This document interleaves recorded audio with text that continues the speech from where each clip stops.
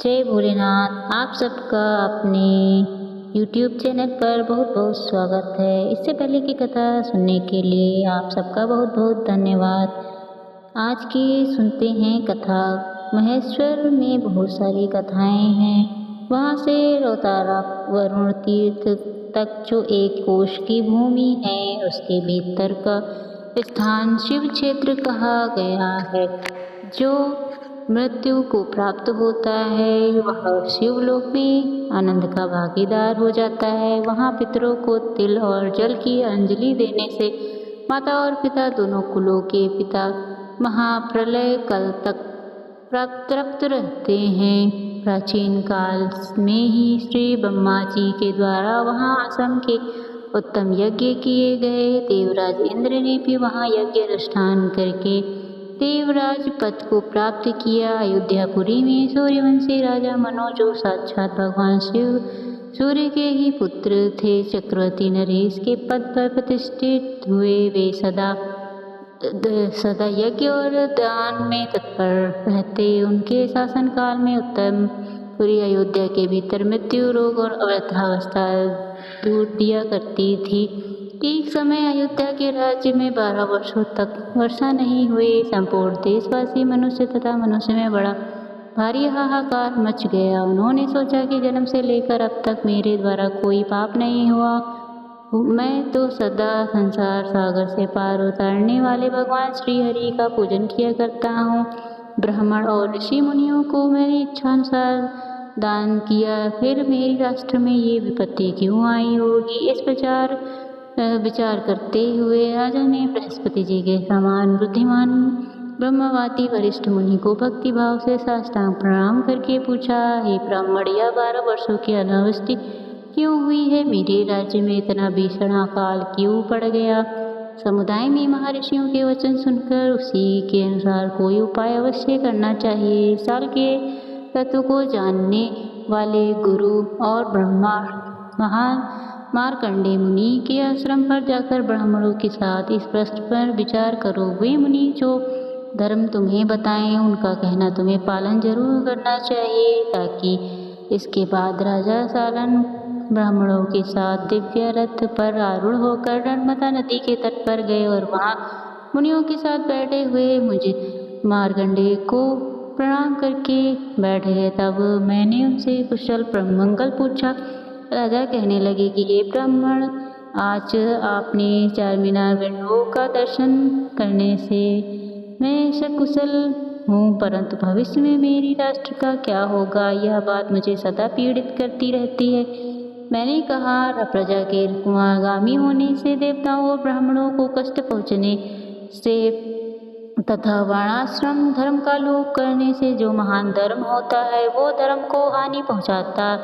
इसलिए इस संकट से बचने के लिए, मुनि पाने के लिए, मुक्ति पाने के लिए तुम नर्मदा के तट पर आकर रुद्र यज्ञ करो और महादेव जी की विधि पूर्वक आराधना करो। इससे वर्तमान उपद्रव की शांति हो जाएगी। बदल इच्छा के अनुसार वर्षा करेंगे और पुनः सृष्टि का सारा कार्य पहले की तरह चलने लगेगा। तुम भी पाप दोष से मुक्त हो जाओगे और राज्य तथा स्वर्ग पाओगे। मुनि का यह वचन सुनकर राजा ने मुनियों सहित मुझे नमस्कार किया और कहने लगे, महामुनि, आपने कृपा पूर्वक जो बताया उससे मैं अपने ऊपर आपका बहुत बड़ा अनुग्रह मानता हूँ। यह कहकर राजा ने अयोध्यापुरी को संदेश भेजकर अपनी रानी और राजकुमारों को यज्ञ सामग्री के साथ वहीं बुलवा लिया। उनके बुलाने पर महाराज की 1008 रानियां, राजकुमार तथा घर का कामकाज करने वाले अन्य सभी लोग भी यज्ञ सामग्री सहित वहीं पर उपस्थित हो गए।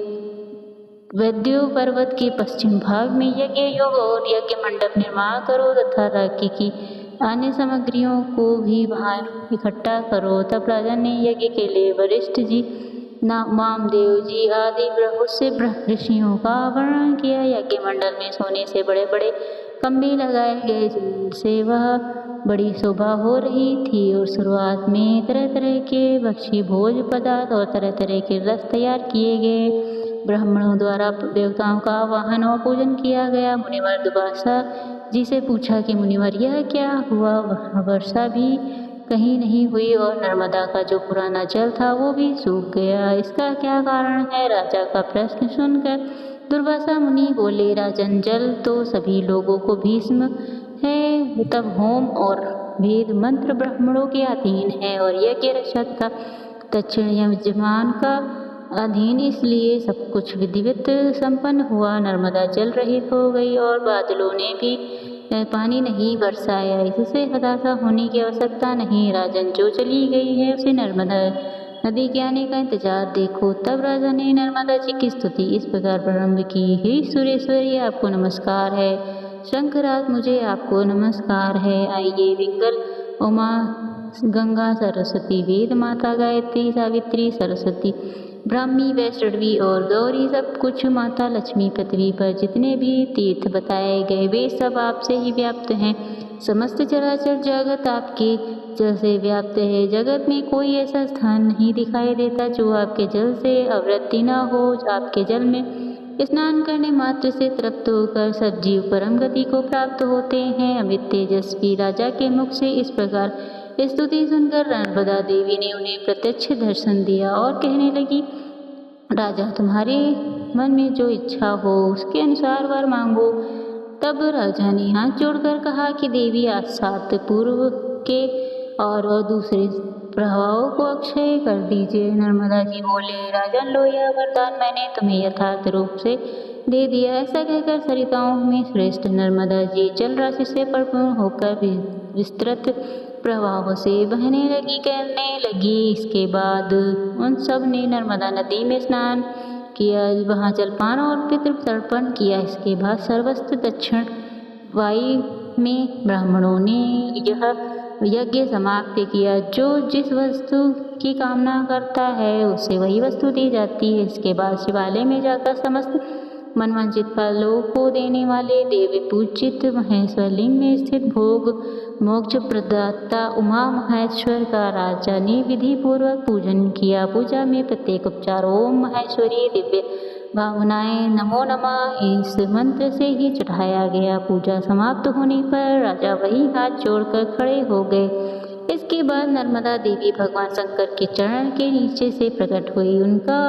वह प्रवाह संपूर्ण देवताओं द्वारा पूजित हुआ। इसके बाद संतुष्ट हुए महादेव आदि सभी देवतागण बोले, राजन, तुम अब मनवांछित वर को उनके ऐसा कहने पर राजा संकलन कहने लगे कि देवताओं, आप लोग कभी भी इस स्थान का परित्याग मत कीजिएगा। हमारे राज्य में अकाल आदि देशों से पीड़ित प्रजा का कष्ट दूर हो और वह सदा फलित फूले। इसके सिवाय इस स्थान पर आहान अग्नि स्वयं ही सदा विद्यमान रहे। राजा की बात सुनकर देवतागण कहने लगे कि राजन, तुमने जो कुछ कहा वह सब पूरा होगा। ऐसा कहकर सब देवता वहां से अंतर ध्यान हो गए। राजा का राज्य पुनः वृद्धि को प्राप्त हुआ और देवराज इंद्र इच्छा वर्षा करने लगे। अपने मंत्रियों तथा अंतपुर की रानियों के साथ देव निर्मित अयोध्यापुरी में लौट आए। युधिष्ठिर, इस प्रकार मैंने तुम्हें भी सुनाया। यह धर्मराज युधिष्ठिर को श्वेत किंसुक आदि तीर्थ की महिमा बताते हुए मार्कंडेय जी कहते हैं, युधिष्ठिर, अमरेश्वर के पूर्व भाग में स्थित श्वेत किंसुक नामक पाप नशा तीर्थ का महत्व सुनो, जिसमें स्नान करने वाले मनुष्य स्वर्गलोक को प्राप्त होते हैं। वहाँ उत्तम सिद्धि प्रदान करने वाला श्वेत किंसुक नामक लिंग है तथा स्वर्ग रूपी फल प्रदान करने वाले तारकेश्वर महादेव जी वहीं विराजमान है। इसके बाद वर्ण नाम से प्रसिद्ध एक दूसरा पाप नाशक तीर्थ भी वहाँ है, जहाँ लोक में वर देने वाले त्र्यंबक महादेव विराजमान है। उस तीर्थ के महात्म्य से गंधेश को स्वर्ग लोक की प्राप्ति हुई थी। वहाँ गंडकेश्वर और शुक्लेश्वर लिंग प्रसिद्ध हैं। नर्मदा और दांती वाणी का संगम सर्वत्र विख्यात है। वहीं पर शब्द ऋषियों को देने वाला लिंगेश्वर लिंग भी है। बालकेश्वर और पुणकेश्वर लिंग भी वहीं है। नर्मदा के उत्तर तट पर उत्तम नर्मदा पुत्र है,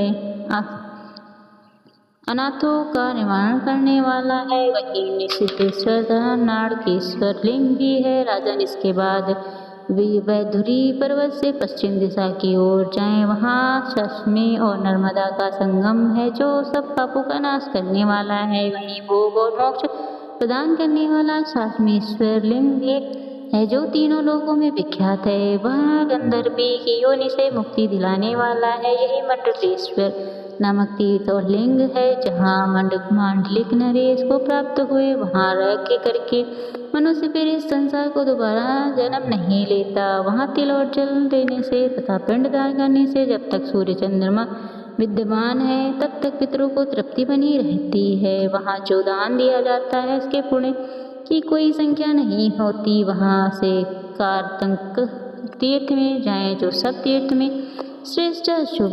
वहाँ स्नान करने वाले स्वर्ग में जाते हैं और मरने वाले मोक्ष। बात करते हैं त्रेता युग में रघुवंशी राजकुमार श्री राम और लक्ष्मण जी मिथिलेश कुमारी सीता जी के साथ यहाँ का नर्मदा के पार हुई थी। वे दोनों भगवान विष्णु के अवतार और पिता की आज्ञा का पालन करते हुए इसी मार्ग से बनने गए और उन्होंने इस श्रेष्ठ तीर्थ में स्नान करके भक्ति पूर्वक महादेव जी का पूजन किया था। वहाँ उनका स्नान हुआ। वह राजतीर्थ के नाम से प्रसिद्ध हुआ। वहाँ लक्षेश्वर तथा सिद्धेश्वर लिंग है जो देवताओं और दानवों द्वारा वंचित है। उसे तीर्थ में सोल पानी महेश्वर का पूजन करके मनुष्य गणपति पद को प्राप्त हो जाता है। राजन वहाँ से पुण्यतिथि शिवालय को जाए। वहीं परम मनोहर महेशमती हुई है जिसका दर्शन करके कोई भी नीचे नहीं गिरता। वहाँ अपनी ज्वालताओं से प्रज्वलित कंगनानिरुद्ध का निवास है। इसके बाद कोटि तीर्थ है जहाँ कोटेश्वर लिंग विराजमान है। उसकी पूजा से कोटि यज्ञों का फल प्राप्त होता है। वहाँ विधान का पुण्य कोटि गुना बढ़ जाता है। इसके बाद दशरथ तीर्थ है जो भोग और मोक्ष देने वाला है। वहाँ तिल और जल से तर्पण करने पर पितरों को उत्तम गति प्राप्त होती है। वहाँ स्नान करने मात्र से मनुष्य तेजस्वी हो जाता है। इसके बाद गंगा और नर्मदा का संगम है जो देवताओं और असुरों से भी नमस्ते है जिसका दर्शन केवल योगिताओं को होता है। इन सभी लिंगों तीर्थों का भक्ति भाव से पूजन करके मनुष्य ब्रह्म हत्या आदि पापों से मुक्त हो जाता है। इतना ही नहीं वह अंत में शिवलोक को प्राप्त होता है और पितरों को भी स्वर्ग लोक में स्थान मिल जाता है। जय भोलेनाथ। आज की कथा समाप्त। उम्मीद है आपको ये कथा पसंद आई होगी और मेरी कथा को लाइक और मेरे चैनल को सब्सक्राइब जरूर करिएगा। धन्यवाद।